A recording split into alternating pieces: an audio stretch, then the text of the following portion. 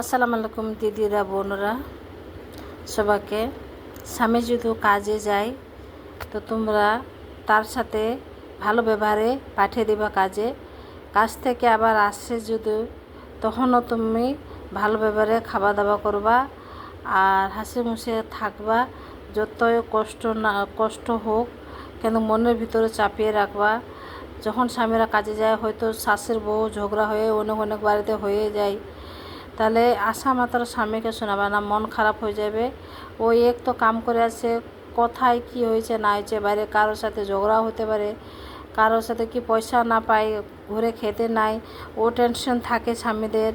তাহলে এত টেনশন নিয়েও বাড়িতে আছে, আবার যদি তোমরা টেনশন দাও স্বামীকে, তাহলে ওই টেনশনটা নিয়ে ও কী করে কোথায় রাগটা ঝাড়বে, তখন বাড়িতে অশান্তি হয়, তখন বাড়ি ভেঙে যায়।